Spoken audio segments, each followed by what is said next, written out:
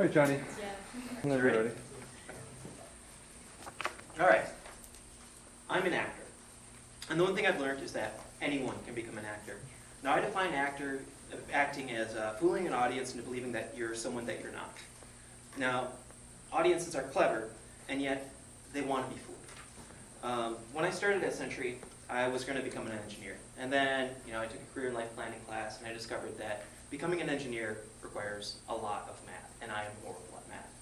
So in the career assessment, I was looking through the list of, jobs and stuff, and I saw actor. And I'd always thought about it, but I'd never tried it. So I took an acting class and stuff.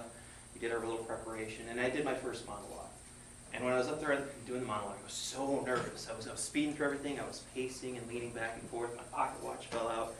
And, as I'm doing it, I'm like, why am I up here? And then I get to the end of my monologue, and then I hear the thunderous round of applause. And then I knew that I really enjoyed acting. Now, there are three core fundamentals to acting. The first is external acting, internal acting, and a G.O.T.E. And I'll explain that later. External acting is the most common. It involves outside action and how you interact with the world around you. Now, you can see that a lot in improv and whatnot.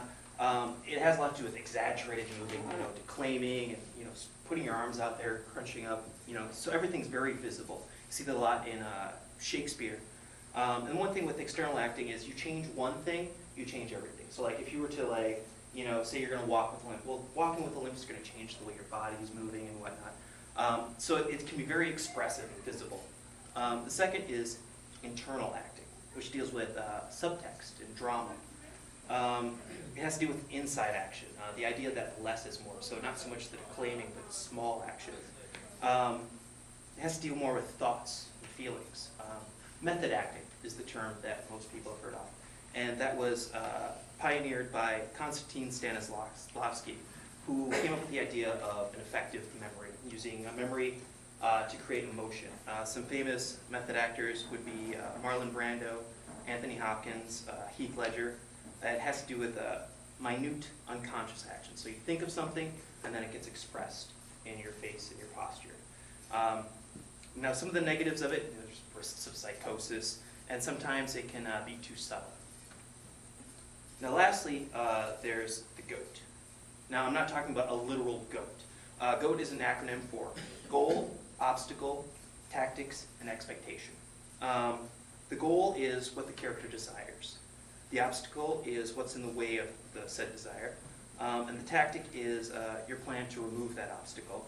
And then the expectation is your desired outcome of the tactic. Now, the negatives of this would have to be, requires a bit of research and critical thinking. Now, I can give an example of that. I played a character called Ferris Lane, and there's a scene where my son Buddy is screaming and crying and wakes me up from sleep. So I come running out in these pink pajamas. Audience laughs, but I don't react to it because I'm in my situation and stuff. So I have an obstacle here. Well, first is my goal. My goal is I want to sleep. My obstacle is Buddy. My tactic is to yell at him. And my expectation is that he'll obey.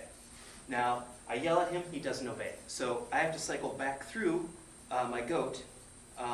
To my tactic. So I change my tactic, I try consoling him. That doesn't seem to work. And then all of a sudden, another character comes in called Cece, who wants to understand why I'm doing all this. So now he's become an obstacle, and I have to go through this whole process, and I tell him a story and stuff, and then eventually I achieve my outcome, and I can finally go back to sleep. Now, in conclusion, one of the biggest important things with acting is action, obviously. Acting, action. So you can't really act without action. So that comes the external acting. Now, also, with the less is more, if you want to create a believable character, you need to do less than you think you need to do. So while giving action, you want to give less action to make it more believable.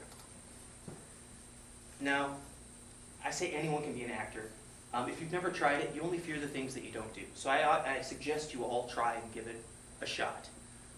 There's an audition going on right now for Pirates of Penzance. There's an open audition on Wednesday. The worst thing that can happen if you go to the audition is you don't get in the play. That's it. But it's worth giving it a shot just to try out the experience. And lastly, don't forget the G.O.T.E. Thank you.